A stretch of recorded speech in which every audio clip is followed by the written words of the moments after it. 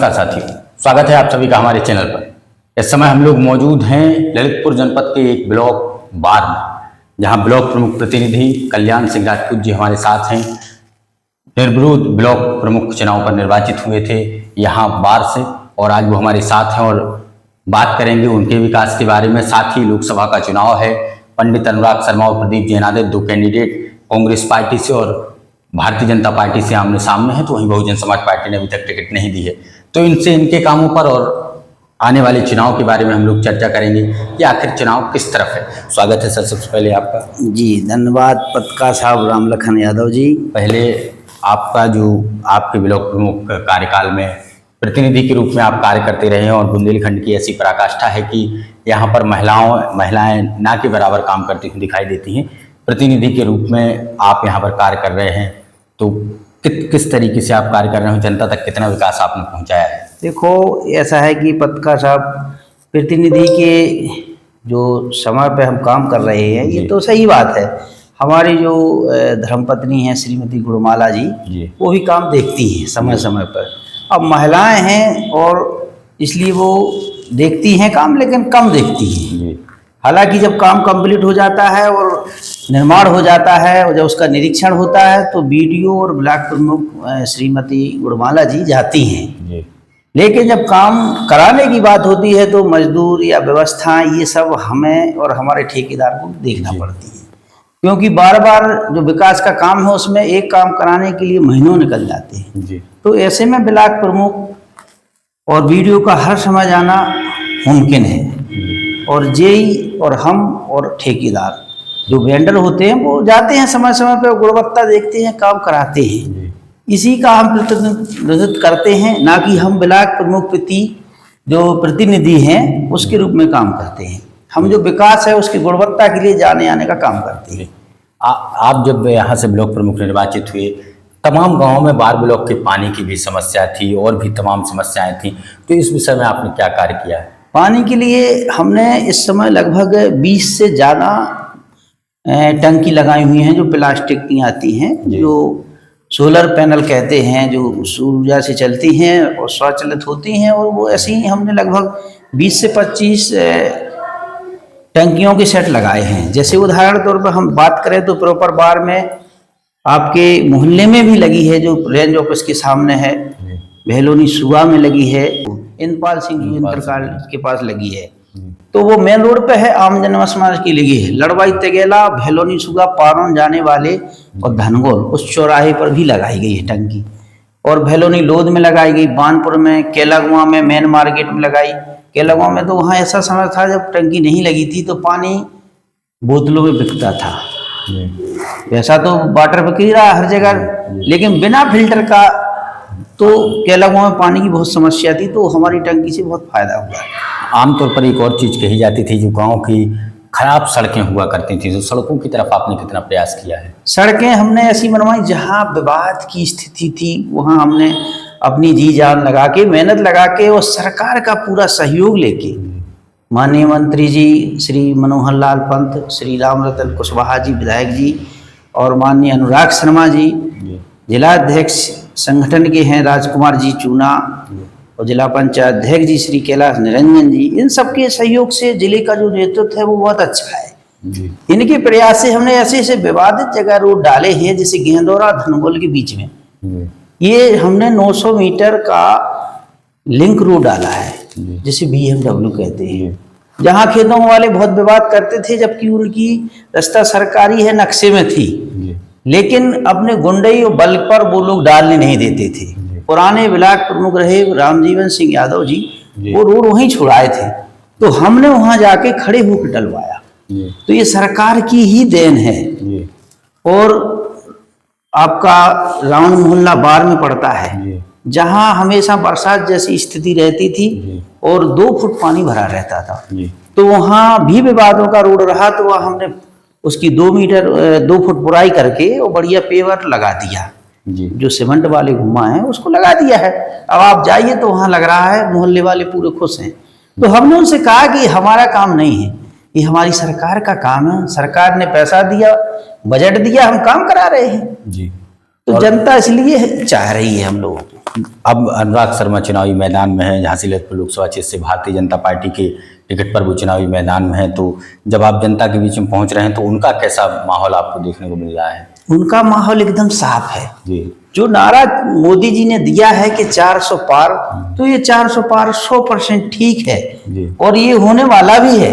ये नहीं है कि जो विरोधियां पार्टी हैं सपा बसपा या कांग्रेस ये चुनाव नहीं लड़ रही हैं, ताकत से लड़ रही हैं। जी सपा और कांग्रेस ने गठबंधन करके लड़ा है। अखिलेश और माननीय राहुल जी दो युवा चेहरा अपने आप को बताते हैं, जी लेकिन धरातल पे काम नहीं है।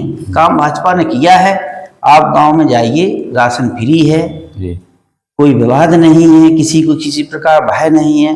महिलाएं खुश हैं, महिलाएं दिन के 12 बजे रात के 12 बजे जा सकती हैं, किसी प्रकार का माहौल खराब नहीं है। लेकिन जनता में जब हम लोग जाते हैं तो एक महंगाई का मुद्दा देखने को मिलता है। जनता कहती है महंगाई बहुत है, इस पर क्या आप लोग जनता को समझाते हैं? महंगाई नहीं है, आने वाले समय में धीरे धीरे महंगाई बढ़ रही है, ये अलग बात है, लेकिन विकास हो रहा है। आदमी महंगाई के लिए विरोधी कह रहे हैं महंगाई बढ़ रही है। जी डीजल आपका 50 रुपए लीटर था एक समय, जी तो जब से हमारी सरकार आई इसका कार्यकाल 2 बार का पूरा हो चुका है, तो क्या बढ़ गया है? 90 रुपए लीटर है। जी और इसके पहले अगर कांग्रेस की सरकार इतने दिन 2 पंचवर्षीय और कर जाती केंद्र में, तो ये 150 रुपए लीटर हो जाता। गैस के दाम लोग बाग कहते हैं बढ़ गए हैं, तो गैस के रेट नहीं बढ़ गए हैं। गैस आधार से जोड़ दिया है, बैंक से जोड़ दिया है। जो बिचौली लोग पैसा खा रहे थे उसकी कि हमारे नाम का आपके नाम का कोई सिलेंडर भरा के व्यापारी को बेच देता है, दुकानदार को या होटल वाले को, तो वो नहीं है। अब आप देखिए गैस सिलेंडर के बारे में बात करेंगे थोड़ी सी आपसे, तो उसमें लाइन लगाने पड़ती थी। अगर गैस की गाड़ी आई तो सिलेंडर अगर मान लिया 500 आए तो लेने वाले 2000 हुआ करते थे, तो लाइन लगाई जाती, अपने ही बार में स्टैंड पर लाइन लगाई जाती थी। और दो भी जो सब डीलर होते थे वो हफ्ते में एक बार गाड़ी मंगाते थे। अब आपके घर जाइए, आपके यहाँ शादी है और आप फोन करिए तो 10 सिलेंडर उपलब्ध, गाड़ी जा रही है आपको समय पे। लेकिन एक प्रदीप जैन आदित्य की अगर हम बात करें तो प्रदीप जैन आदित्य के बुराईकार नहीं मिलते हैं। अगर जनता के बीच में जाते हैं तो प्रदीप जैन आदित्य का भी एक सॉफ्ट कॉर्नर है और जनता ये तो कहती है कि हम भारतीय जनता पार्टी को वोट देंगे, लेकिन जो कांग्रेस पार्टी के प्रत्याशी, जब कांग्रेस या सपा गठबंधन की बात होती है तो लोग कहते हैं प्रदीप जैन आदित्य को वोट देंगे। तो ये तो कम से कम तय है कि एक तरफ मोदी और योगी उम्मीदवार है तो दूसरी तरफ प्रदीप जैन आदित्य उम्मीदवार है। हाँ, ये बात आपकी ठीक है कि प्रदीप जैन आदित्य जी जो है वो पूर्व केंद्रीय मंत्री हैं और सांसद रह चुके हैं यहाँ से, तो उनका एक वजन है। लेकिन जो कांग्रेस की विचारधारा है उससे आदमी प्रभावित नहीं है। मोदी जी से और कांग्रेस का मुकाबला हो रहा है। तो कांग्रेस में राहुल गांधी हुए या बीजेपी मोदी जी है, तो ये सीधा प्रदीप जैन और अनुराग शर्मा जी का नहीं है मुद्दा। मुद्दा है शांति का। तो प्रदीप जैन को जनता एक्सेप्ट करती, हम मानते हैं, लेकिन उस पंजे को एक्सेप्ट नहीं कर रही है, ना ही उसके शीर्ष नेतृत्व के जो अगुवाई में चुनाव लड़ा जा रहा है उसको पसंद नहीं कर रही है। तो आगे अब चूंकि आप ब्लॉक प्रतिनिधि के पद पर यहाँ तैनात हैं, आगे और कौन कौन सी योजनाएं हैं जिनको आप जनता के बीच देना चाहते हैं? अब योजनाएं तो कहने के लिए, जैसे हमारी व्यक्तिगत जो योजना है क्षेत्र पंचायत से, तो माननीय जो क्षेत्र पंचायत अध्यक्ष हैं, ब्लॉक प्रमुख है श्रीमती गुणमाला जी, उनके नेतृत्व में काम कर रहे हैं। जैसे हम ही हैं तो जैसा जो वो काम कर रही हैं तो उनकी देखरेख में हम लगे हैं। तो उनकी जो कार्य योजना है उसमें वो अभी आगे बहुत काम कर रही हैं, और जो अभी पिछले काम उन्होंने किए हैं तो हम उसके बारे में थोड़ा आपको बता रहे हैं संक्षेप में।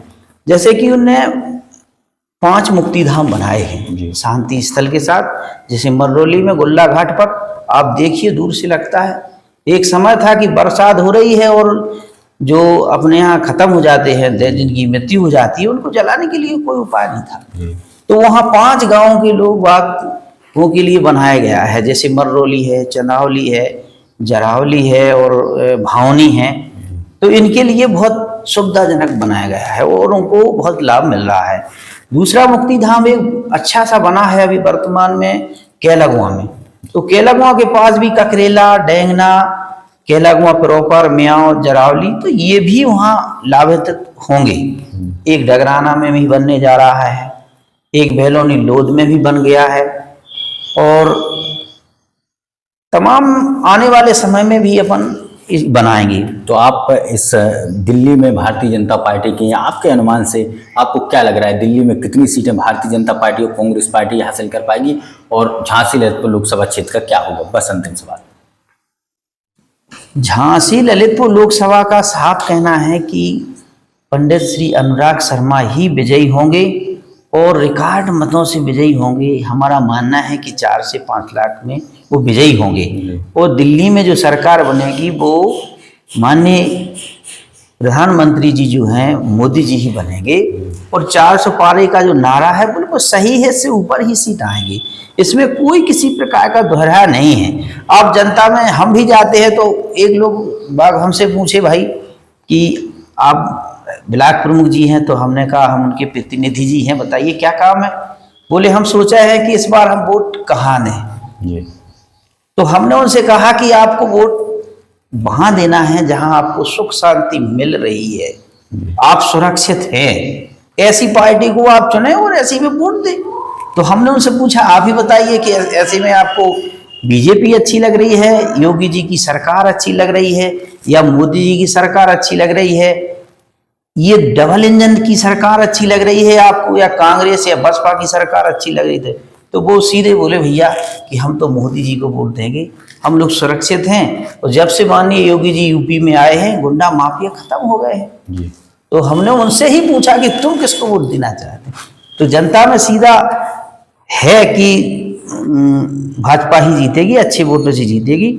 और थोड़ा एक और महत्वपूर्ण काम, हम क्षेत्र में जब चलते हैं तो देखते हैं कि अभी बाहर CSC अस्पताल है, उसके अंदर जो डिलीवरी होती हैं उसके बाद उनके साथ जो महिलाएं आती हैं, एक के साथ 1-2 आती हैं, नर्स वगैरह आती हैं, तो वह कोई शौचालय की व्यवस्था नहीं थी। तो हमने अपने व्यक्तिगत दृष्टि रखते हुए वहां शौचालय का निर्माण कराया जा रहा है। एक ब्लॉक पारस में निर्माण कराया जा रहा है, क्योंकि दूर दराज से जो लोग आते हैं तो वहाँ के लिए भी एक मॉडल शौचालय बन रहा है। एक अपने यहाँ थाना बार में भी मॉडल शौचालय बन रहा है। इसी के तर्ज पर हमने एक मॉडल शौचालय बानपुर में भी बनाया जा रहा है, वो भी सरकारी अस्पताल के अंदर CSC के पास। इसलिए कि जो दूर दराज से आते हैं रात बिरात या दिन के लिए, तो उनके लिए सुलभ शौचालय नहाने और बाथरूम पेशाब के लिए हो, ये हमारी उसमें भी हम काम कर रहे हैं। लोग बाग हमसे कहते थे या सरकार से कहते थे कि ये अन्ना जानवर हैं, ये छुट्टा है, ये फसल उजाड़ देंगे, तो हमने भी उस पर गौशाला बनाने का काम किया है। जैसे एक बमोई खड़े, दूसरी पुराधन हुआ, तीसरी जरावली, और इसके अलावा फुलवाड़ा में जो गौशाला छोटी थी उसका भी आकार बढ़ाया है, और वहाँ सुविधाएं कर रहे हैं। और ये छोटी सी बात है कि विकास बहुत अच्छा हो रहा है, और हम लोग कर भी रहे हैं। हमारे कार्यकाल में सभी प्रधान भी खुश हैं, पूरे क्षेत्र पंचायत भी खुश हैं, किसी से किसी प्रकार का 1 रुपए का लेन देन होता नहीं। मतलब इस बार पूर्ण विश्वास है कि मोदी जी की सरकार आएगी, इसलिए, और यही हम चाहते हैं। और आप लोग जो सही है जनता में बिल्कुल वही दिखाएं, जो किसी प्रकार का गुमराह ना हो आदमी। हम लोग हमेशा सही दिखाने का प्रयास करते हैं, लगातार जनता के बीच जाते हैं, जनता से जो बात होती है उसी को सामने लाते हैं। आज हम लोगों ने सोचा ब्लॉक के प्रमुख चूंकि आप हैं, तो आपका भी जनता के बीच आपकी बात जानी चाहिए, आपने क्या किया है और जनता किन मुद्दों को लेकर के वोट करने जा रही है, तो उसमें आपका कितना योगदान है, ये हम लोगों ने सोचा आपसे बात करें। आपने समय दिया, आपका बहुत बहुत धन्यवाद। तो आज हम लोग मौजूद थे कस्बा बार में, जहां ब्लॉक प्रमुख प्रतिनिधि के रूप में कल्याण सिंह लोधी जी हम लोगों के साथ थे, और आज उन्होंने अपना समय दिया। बहुत बहुत धन्यवाद सर। आगे आप लोगों से फिर होगी मुलाकात, तब तक आप सभी लोगों से निवेदन हमारे चैनल को सब्सक्राइब कर लें, बेल आइकन बटन दबा दें। बहुत बहुत धन्यवाद आपका।